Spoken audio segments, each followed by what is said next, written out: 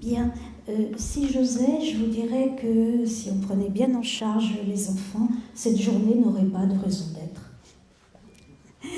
Donc l'obésité, selon l'OMS, c'est 300 millions d'adultes dans le monde et c'est 55 000 personnes qui meurent en France tous les ans des complications liées à l'obésité.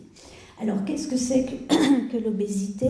Eh bien en fait c'est quand même une notion très variable en fonction des cultures, en fonction des époques et en fonction des regards que l'on peut porter. Donc pour un enfant, entre un enfant un petit peu enveloppé, qui a encore ses rondeurs de bébé, et un enfant qui potentiellement peut devenir un adulte obèse, comment fait-on la différence ? Alors le regard, ça peut éventuellement suffire, mais ça suffit une fois que l'obésité est déjà bien installée. Et quand on regarde au départ, quand vous voyez ces enfants, on y reviendra après, je pense qu'un certain nombre de ces enfants, pour vous, vous semblent être tout à fait bien. Alors, qu'est-ce que c'est que l'obésité ? Le poids tout seul, ça ne veut rien dire. Ce n'est absolument pas un critère. Pendant un moment, on utilisait la courbe poids sur taille, mais c'était aussi un mauvais critère. Donc maintenant, communément, on a décidé de prendre l'indice de corpulence, donc le rapport du poids sur la taille au carré. Et son intérêt, c'est qu'il tient compte du poids, de la taille, de l'âge et bien évidemment du sexe, puisque quand vous le reportez dans le carnet de santé, vous avez des courbes roses pour les filles et des courbes bleues pour les garçons. Donc, en gros, cet indice de masse corporelle doit être compris entre le 3e et le 97e percentile. Au-delà, vous êtes en surpoids ou en obésité, et en dessous, vous êtes dans un état de maigreur. Alors, en France, au début, on disait surpoids et obésité, et dans les autres pays, on disait obésité degré 1 et obésité degré 2. Alors vous voyez que cette courbe est dynamique, c'est-à-dire que cet indice de masse corporelle est maximum jusqu'à l'âge de 1 an, c'est-à-dire en fait plutôt jusqu'à la marche, et après elle redescend, et elle commence à remonter vers l'âge de 6 ans. Donc si elle remonte avant, c'est ça qui n'est pas très bon, ça s'appelle un rebond d'adiposité précoce, et c'est dans ces cas-là où il faut effectivement surveiller les enfants et où ils ont un risque de devenir des adultes obèses. L'autre indice qu'il faut vérifier, c'est l'enfant qui ne va pas s'affiner entre 2 et 6 ans. Donc ces enfants que vous aviez vus tout à l'heure, vous pouvez vous rendre compte que, mis à part les 2 petits qui étaient dans une corpulence tout à fait bonne, tous les autres sont déjà en surpoids ou obèses. Donc le regard ne suffit pas et il faut vraiment s'attacher à tracer les courbes de corpulence. Alors, le rebond d'adiposité, en fait, on sait que l'âge du rebond est effectivement corrélé à l'obésité à l'âge adulte. Donc, on va prendre directement avec cette carte, ce sera plus facile. Donc, vous voyez que si un enfant a un indice de masse corporelle assez élevé la première année, et qu'il ne redescend comme c'est prévu, mais là, cet enfant a un rebond d'adiposité précoce vers 3 ans et il continue inexorablement à monter, celui-ci sera un adulte obèse. Si vous avez, et ça on le voit souvent, des enfants qui ont une corpulence assez élevée la première année, mais ces enfants, en fait, cet enfant-là va bien baisser sa corpulence, va avoir un rebond tardif et à partir de là, il aura une corpulence normale à l'âge adulte.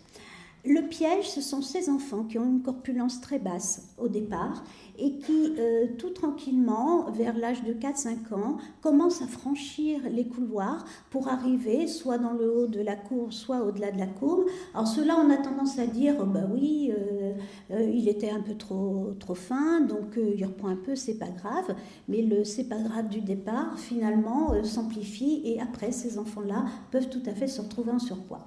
Et puis le dernier, ce sont des enfants qui sont effectivement dans le bas de la courbe et qui restent toujours dans le bas de la courbe et qui flirtent avec la limite inférieure. Ce n'est pas le sujet d'aujourd'hui, mais ceux-là sont bien évidemment aussi à prendre en charge.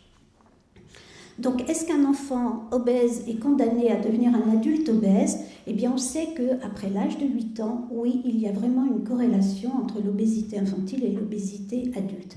Mais les enfants ont effectivement une grande chance par rapport aux adultes, parce que comme ils sont des êtres en développement, comme ils grandissent, si vous arrivez à simplement en rééquilibrant l'alimentation et en les faisant bouger un petit peu plus, eh bien, ils vont grandir sans trop grossir, donc ils vont mincir.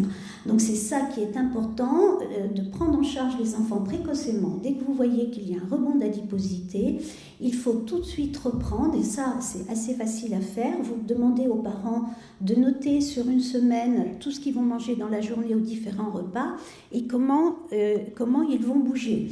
Et à partir de là, vous pouvez réajuster facilement les choses, parce que quand vous avez un enfant à 3-4 ans où vous voyez que ça dérape un petit peu sur l'alimentation, c'est quand même beaucoup plus facile à reprendre que quand vous voyez arriver ces enfants à 8-10 ans qui sont au stade de l'obésité, qui ont des principes alimentaires déjà bien installés, mais des principes où on mange des légumes une fois par semaine, des fruits une fois par semaine, on ne boit que des boissons sucrées.